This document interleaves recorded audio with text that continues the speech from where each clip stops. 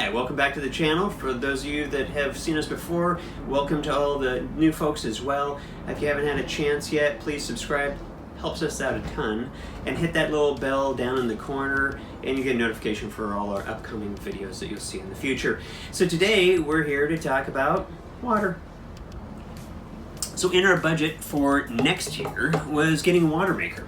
The reason being is when we cruise up into the Canadian Gulf Islands, as well as San Juan's, the water table on those islands is pretty low. They're generally in drought conditions, and what happens is, water's scarce. They get a little twitchy about filling up our tank, let alone trying to wash your boat. In fact, we were up in Canada a couple years back on another boat, spent 2 weeks up there, and literally the boat was so crusty with salt it began to rust. So now I had a new chore, which I didn't appreciate that. It was always going to be on our list of must-dos is to be able to have a water maker. Now, this year kind of accelerated the whole thing because with COVID, a lot of docks, they don't want you coming on shore, which we completely respect. So anchoring out and being self-sufficient is absolutely key. That brought the water maker investment up on priority to be able to get it done this year. However, we had the age-old problem, at least we have the problem, that we don't have all the money in the world. So it was a bit of a budget issue. So I started looking on Craigslist, making for some deals that might exist on it, and I was, lo and behold, able to find a water maker that was a Sea Recovery. It is a 7-gallon an hour, 12-volt system, which works out just fine for us. Carlin and I go through about 35 gallons of water a day, and that's when we're not conserving. We're doing laundry, we're taking showers, we're washing dishes, we're really not thinking a lot about it. We have a 135-gallon tank on the boat for water as well, so we can just keep topping that off. What happened was we were lucky, right? We found a brand new water maker. Believe it or not, it was on a boat, had never been used. Somebody pulled it off that boat, mothballed it. We saw it, snapped it up, and had that installed. Now, some of you might say, used water maker, is that really a good idea? Well, first of all, at 100,000 foot level, Carlin and I feel that we have a used boat, so putting used items on it, if you have to rebuild them or refurbish them, no problem. We don't really see an issue with that. Secondly, water makers are nothing really more than a series of filters, a membrane that takes care of the osmosis. So really just change those particular things out as long as the mechanicals work, like the high pressure pump, the reverse flow washdown on it that keeps it rinsed out every 7 days. It works like a champ. So we rang the bell. We had a $10,000 water maker for about $2,500. It cost another $1,000 to get it installed by a professional, and we're chilling like Bob Dylan. Anyhow, we'll show you a little bit more about the water maker, the install, how it works for any of you that are interested in that piece of it. But thank you again for watching, and tell us what you think about this next piece.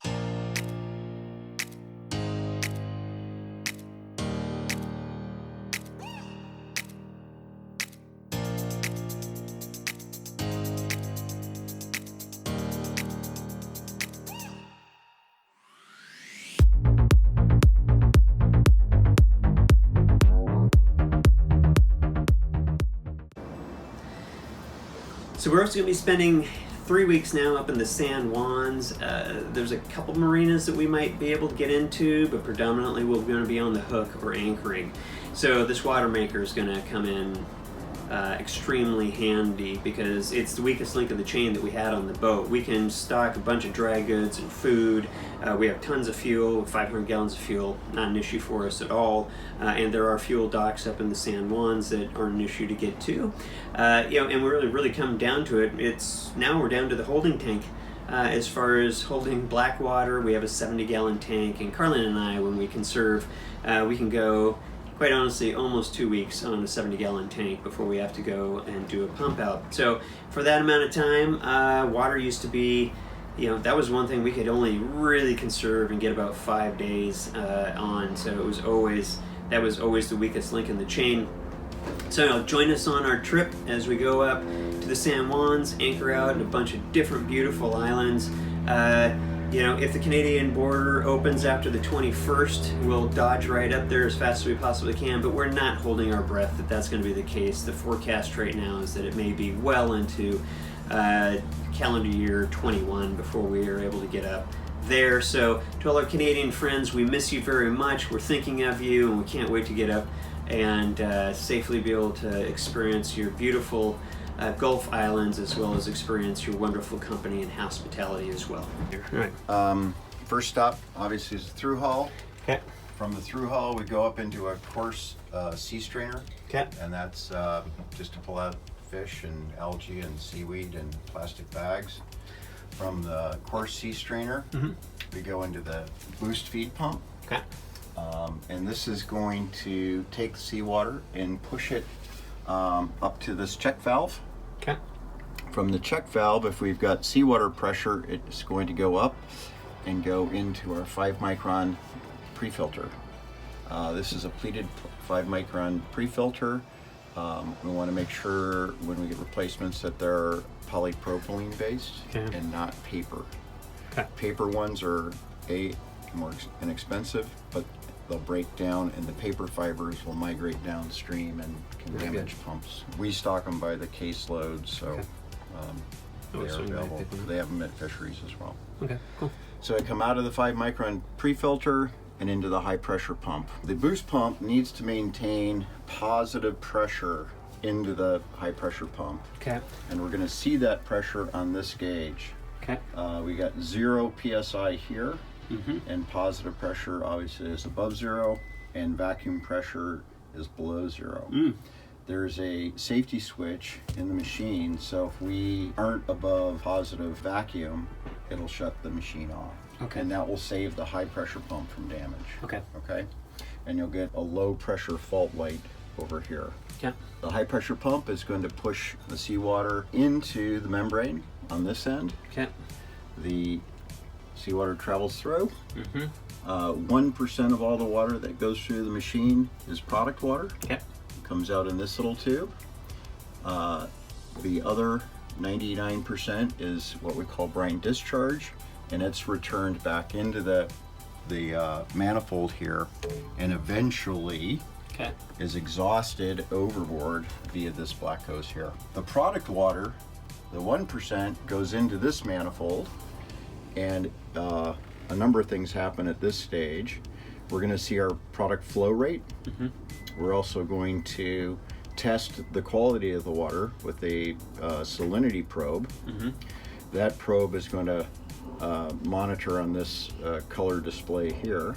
If the water is acceptable when it comes down into the safe range, this valve, the diversion valve, is going to open, and then it will divert the water to the charcoal filter, the UV filter, and then eventually to the water tank. Okay. So we've got a lot of safeties built in there. So how do we know if the UV one works? There's a little sight here that should glow when it's powered up. Okay, cool. And we'll check that here in a moment. Before I wasn't getting the flow meter to come up. It may be stuck, not hard to take care of. I'll deal with that. But in normal operation, you're going to hit the start button just one time. It'll run the boost pump for generally between 30 seconds to a minute. After that, presuming that we've got positive pressure, it'll start the high pressure pump. Once the high pressure pump starts, we can start dialing up the feed pressure to the machine. Want to do that slow and steady. You don't want to shock plumbing or the membrane. So slow and steady is the best. And we're going to dial it up. Now in freshwater, we're not going to have to take it up very high. Maybe 200, 250, 300 psi at the most. And what you'd see then is the quality light is going to come down to the safe level. This solenoid's going to go click, and we're going to see our product flow come up. The product flow is important to know how much we're making, but it's also important in the health of the membrane.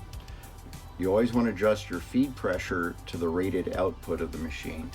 You don't want to exceed the rated output of the machine. So on a lot of water maker operators will just turn it on and crank this guy, up to 1,000 psi, and they'll be making 12 gallons an hour on a machine that's rated to make 6 or 7 gallons an hour. Tear the membrane. It may not physically damage the membrane that way, but it will reduce the longevity of the membrane. Okay. You'll scale it rapidly. Okay. And you'll build up mineral scales and things like that. Okay. And or damage it, rupture it, that kind of thing. Based on water temperature and salinity, our product flow rates and pressures are going to bounce all over the place. So if we're in brackish water, we're not going to have to run it as high a pressure to desalinate the water. Okay. If we're in pure seawater, we're going to have to run at higher pressures to achieve the product water output. The key is always watching that product flow meter.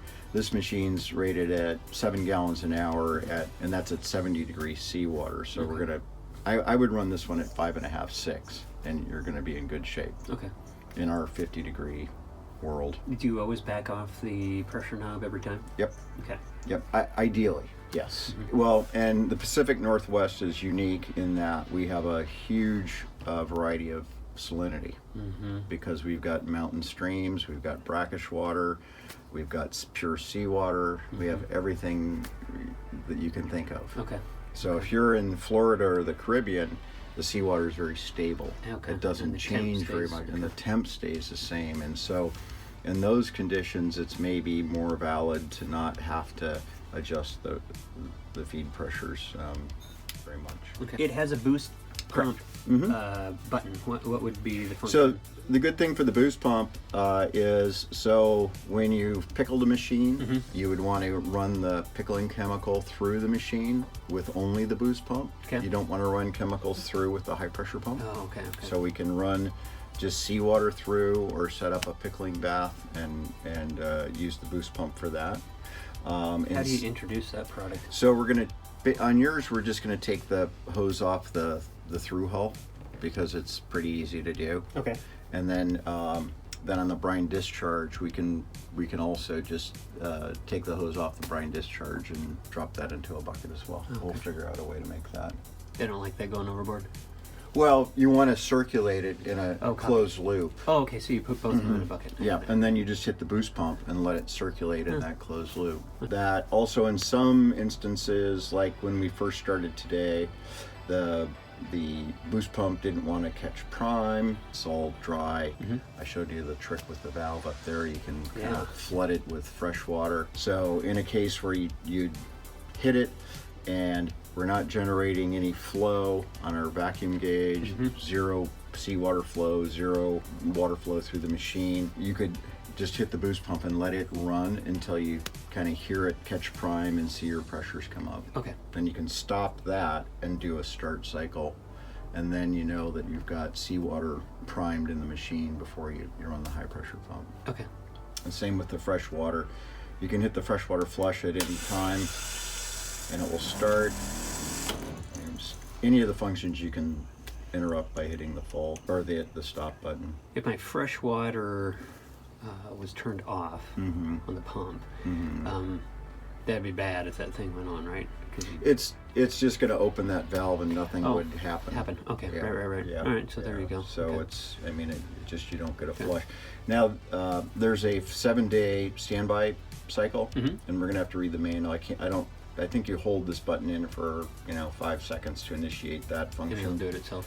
Okay. Yeah, and then every 7 days it's just going to flush. Probably worthwhile. Yeah. Isn't that better than pickling it? Absolutely. Okay, Yep. right, so we'll just do that. Yeah, and especially you've got the freshwater dock pressure washer, so just flush it once every 7 days. Okay.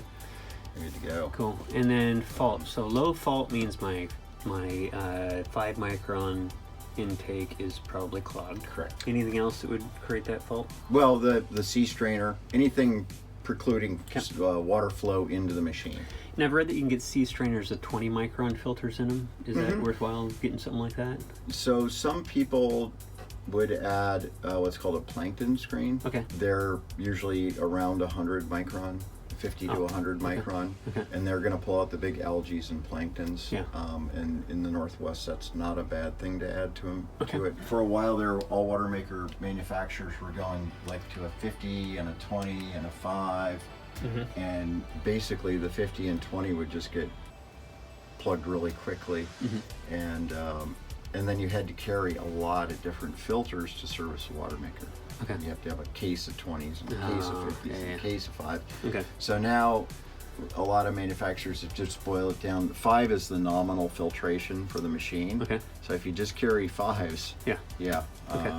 So it wouldn't be a bad idea. Now a true plankton filter is a little different than the sea strainer. Oh, okay. Plankton filter is going to go in a canister like that. Oh, okay. And we'd have to sort out a spot to mount that. But they don't have hybrid type ones or something. They may for the sea strainer. It might be a poor man's way.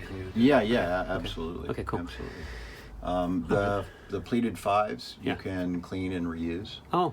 So you They have a chemical or something? No, just seawater and a soft brush.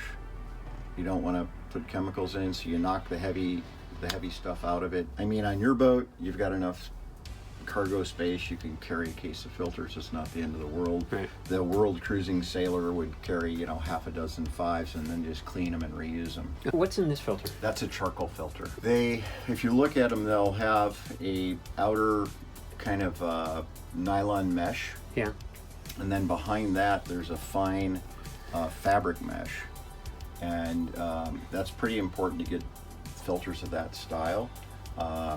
The fabric behind the nylon is what's called a recovery membrane, so that the carbon fiber particles don't leave the filter and migrate downstream, because they will get into system plumbing and wreak havoc. Cool. So I'm gonna hit the start button. Cool.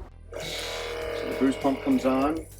We run high pressure. The high pressure pump came on. You see we're dancing right about between 0 and 10 psi. That's why I think this 5 is probably a little choked off. Okay. But we're maintaining positive pressure.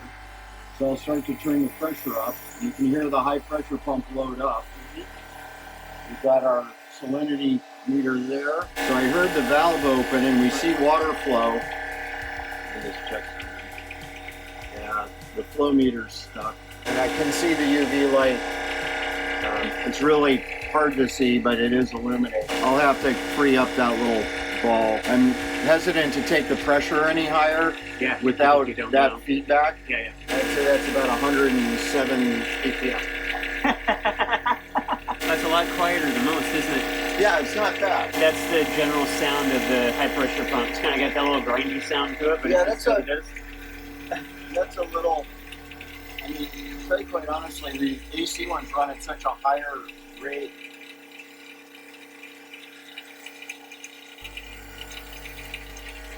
It may be worthwhile.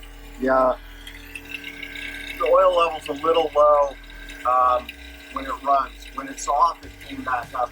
It may be worthwhile just because of the age of it fuel oil. That's just the nut on the bottom there. Yeah, so then make water, fill your tank. When you're done, I like to back the pressure off to 0, stop, and it's automatically going to do a freshwater flush. Okay. And that's how you can tell it's flushing. If your domestic pump comes on its cycle. That's how I knew the valve wasn't opening the previous. Well, it's funny because you you turned on the, because... And you'll see the feed pressure, when the domestic pump is pushing. Yeah, so I'd be really interested to run this in seawater, just to see where that value is. So to get to this, we're gonna open it up. You can see there's a threaded piece on the top. Yeah. And that threaded piece is connected to that rod, which goes all the way down. Okay. So once you unthread that, you can just lift it out. Oh, okay. And on machines that have got hundreds of hours on them, for whatever reason, these little floats and things get gunked up and rusty. And so, you can pull that apart, clean it up, run a pipe cleaner down in there to clean out the tube if it gets bad. Yeah. Cool.